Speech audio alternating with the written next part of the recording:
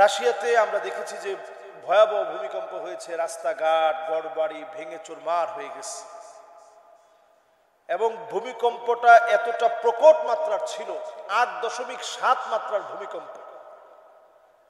এরকম ভূমিকম্প সচরাচর এই পৃথিবী তেমন দেখে না।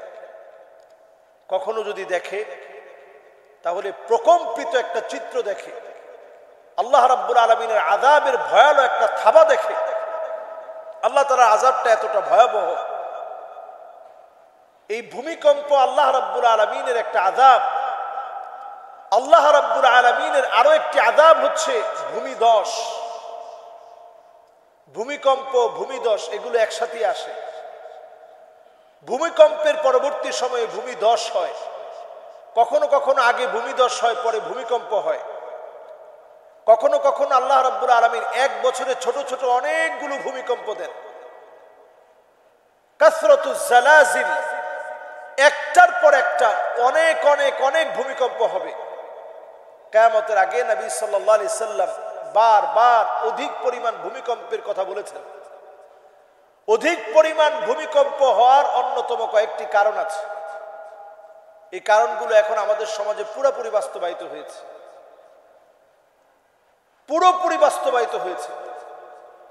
ইয়াস্তাহিল্লুন আল হিরা ওয়াল হারির ওয়াল মাআজিফ ওয়াল কাইনাত। গান বাজনাকে মানুষ হালাল মনে করবে, হারাম পোশাককে মানুষ হালাল মনে করবে, মদ খাওয়াকে মানুষ হালাল মনে করবে। এখনকার সমাজে আপনি তাকিয়ে দেখেন,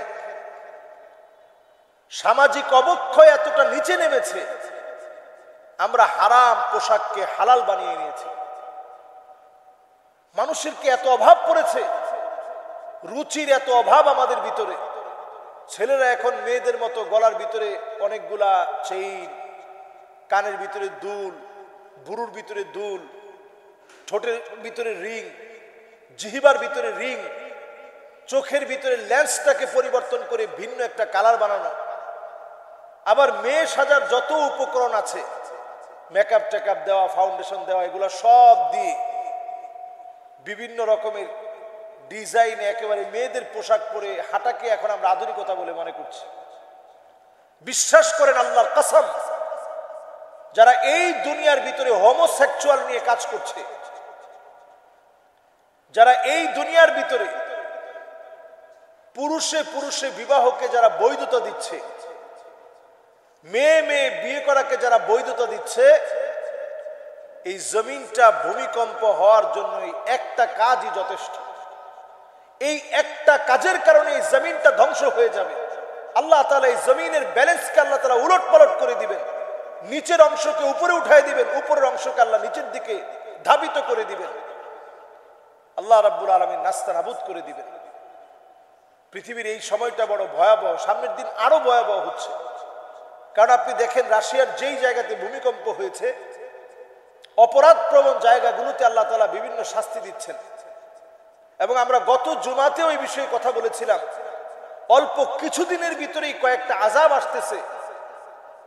আমরা দেখতেছি যে কিছুদিনের ভিতরেই, যেদিন এই কথাটা বলেছি তার দুদিন পরেই আমেরিকাতে একটা বিমান বিধ্বস্ত হওয়ার উপক্রম থেকে আল্লাহ তাআলা বাঁচিয়ে দিয়েছে। আগুন ধরে গিয়েছিল, রানওয়েতেই মানুষ দৌড়াদৌড়ি করে ছুটে বের হয়েছে। রাশিয়ায় ভূমিকম্প এটি এমন একটি বিষয়, এখন দিন দিন এর আশেপাশের অঞ্চলগুলোতেও ভূমিকম্প বাড়বে। উজবেকিস্তান, তুর্কমেনিস্তান, কিরগিজস্তান, এই সব জায়গাগুলোতে ভূমিকম্প বাড়বে। যেই জায়গাগুলোতে মুসলমানদেরকে নির্যাতন করে এখন তাদের মদতপুষ্ট ব্যক্তিদেরকে দিয়ে শাসিত হচ্ছে, ওই জায়গাগুলোতে ভূমিকম্প হবে। ভূমিকম্পের মধ্য দিয়ে আল্লাহ তাআলা মুসলমানদের ঈমানকে একটু নাড়াচাড়া খাইয়ে দিতে চান, জাগ্রত করতে চান যে তোমাদের সজাগ হওয়ার সময় আসছে। ভূমিকম্প নবী আলাইহিস সালাতু ওয়াস সালামের হাদিস দিয়ে বোঝা যায়, কিয়ামতের আগে বারবার ভূমিকম্প হবে। কাসরাতুজ জালাজিল, একটার পর একটা ভূমিকম্প হবে। ফালিয়ারতাকিবু ইনদা যালিকা রিহান হামরা, বাতাসের সঙ্গে আগুন আসবে, আগুন। এটা পৃথিবী কয়েকবার দেখছে, আবারও পৃথিবী দেখবে, বাতাসের সঙ্গে অদৃশ্য আগুন আসবে। আমরা এই পৃথিবীর ফুসফুসকে জ্বালিয়ে দিয়েছি, এজন্য বাতাসের সঙ্গে আগুন আসতেছে। এমনকি বাংলাদেশের কিশোরগঞ্জের বিভিন্ন হাওরের ভিতরে পর্যন্ত এই আগুন আসছে, মানুষ কেউ জানেই না যে আগুন ধরলো কেমনে, উৎস কি। এই অদৃশ্য আগুন চতুর্দিকে ছড়িয়ে পড়বে। নবী আলাইহিস সালাতু ওয়াস সালাম এরপরে বলছেন, ফালিয়ারতাকিবু ইনদা যালিকা রিহান হামরা খাসফান ওয়া মাসখান ওয়া কাযফা। এমন অবস্থা হবে, ভূমিকম্প হবে, ভূমিধস হবে, হাজার হাজার মানুষ নিরাপত্তাহীনতায় ভুগবে। আমি আমার বাংলাদেশকে বলি, যেই ভূমিকম্পটা রাশিয়াতে 8.7 মাত্রার একটা ভূমিকম্পের কারণে ভয়াবহ অবস্থার দৃশ্য আমরা দেখছি, এইরকম একটা ভয়াবহ ভূমিকম্প যদি বাংলাদেশে হয়, আমাদের দেশের নাম নিশানা মুছে যাবে। আগামী 100 বছরের জন্য বাংলাদেশটা পিছিয়ে যাবে। আল্লাহ রাব্বুল আলামিন ছাড়া আমাদেরকে বাঁচাতে পারে এমন কোন শক্তি নেই। টেকটনিক প্লেটগুলো আমাদের দেশে সরে গিয়েছে, মাঝখানে ফাটল দেখা দিয়েছে।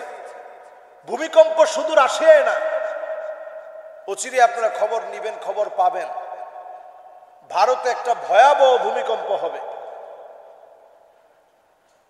এই ভূমিকম্পে কেঁপে উঠবে ভারত, এবং ভারতের বিভিন্ন দিক একেবারে মূল দিক থেকে বিভক্ত হয়ে যাবে। আমাদের দেশের জন্য আশঙ্কাটার শেষ নাই, কারণ আমরা গুনার সাথে প্রতিযোগিতা লাগিয়েছি।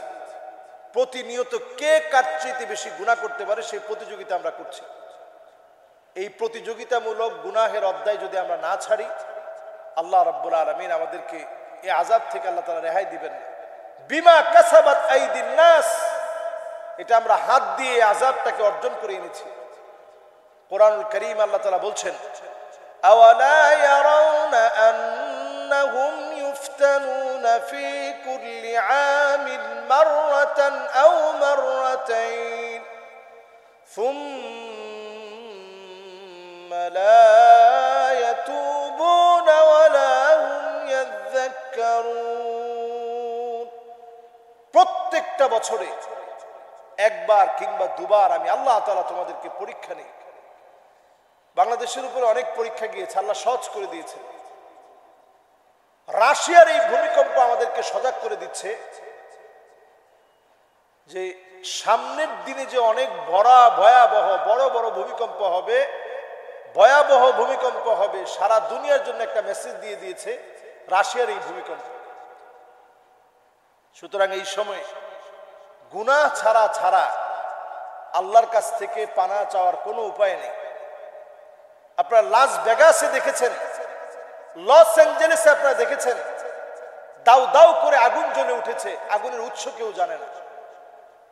এমনকি যারা মুসলমানদেরকে তিলে তিলে শেষ করতেছে, ইসরায়েলে পর্যন্ত আল্লাহ রাব্বুল আলামিন দাউ দাউ করে আগুন জ্বালিয়ে দিয়েছেন। নিবানোর মতো ক্ষমতা নেই, নিবানোর মতো শক্তি নেই, কারণ এটা আল্লাহ তাআলা প্রদত্ত, আল্লাহ তাআলা দিয়েছেন।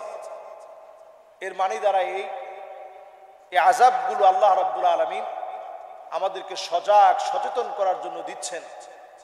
আসুন এই সময়ে আযাবের ভিতরে আপনাকে আমাকে বাঁচানোর জন্য মুসলিম উম্মাহকে নিয়ে আমরা চিন্তা করি এবং নিজেরা গুনাহ ছেড়ে দিই। আল্লাহ তাআলা আমাদেরকে তৌফিক দান করুক, আমিন।